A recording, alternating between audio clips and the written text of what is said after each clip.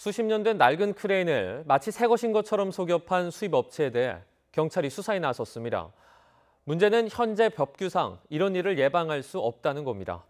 안전은 뒷전인 현장을 김태민 기자가 다녀왔습니다.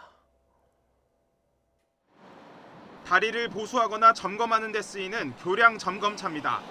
멀쩡한 겉모습과 달리 조금만 자세히 들여다보면 군데군데 샌 녹과 기름이 묻어나옵니다.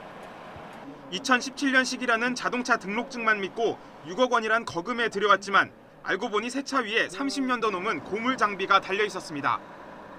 잦은 고장에 멈춰버리기 일수라 마음을 졸인 적이 한두 번이 아닙니다.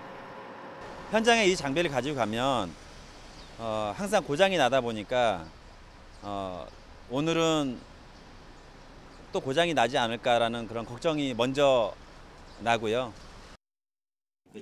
차를 판 수입업체 측은 장비 상태를 알려준 적은 없다면서도 구매자 스스로 알아보지 않은 책임이라며 발뺌했습니다.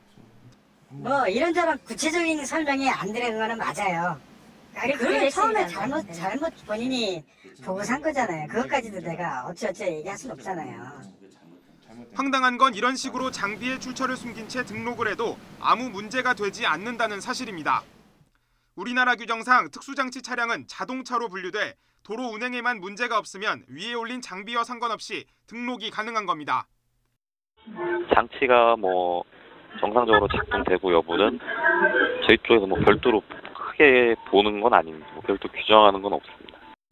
상황이 이러다 보니 지난 2015년 제주도의 아파트 공사 현장에서는 크레인을 고정하는 볼트가 갈라지면서 근로자 1명이 숨지는 사고가 나기도 했습니다. 국내 3만여 대에 이르는 이동식 크레인들은 아직도 주먹구구식으로 허가를 받는 실정입니다. 중고 크레인 장비들이 쌓여 있습니다. 만일 이 장비에 결함이 있더라도 새 차에 옮겨 달기만 하면 아무 문제 없이 등록할 수 있습니다. 장비에 대한 연식을 확인하는 절차는 없습니다. 크레인의 어떤 성능이나 이런 거에 상관없이 구조 변경이나 형식 승인을 해주는 게 현실입니다. 앞서 정부는 지난 2009년부터 크레인 장비의 안전 인증을 의무화했지만 여전히 오래된 중고 장비와 출처 모를 수입 장비 사용에는 아무 문제가 없습니다.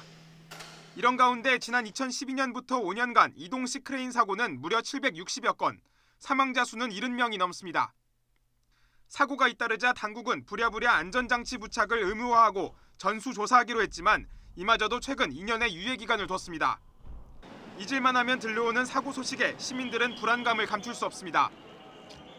많이 불안하죠. 여기 얼마 전에도 크레인 사고 있어서 저희 이 동네는 공사장이 많아서 그런가 크레인 볼 때 바람 조금만 불어도 완전히 흔들흔들 하거든요. 그래서 많이 불안하죠. 보여주기식 안전대책의 틈새 사이로 언제 사고가 날지 모르는 크레인들은 지금 이 순간도 현장을 누비고 있습니다. YTN 김태민입니다.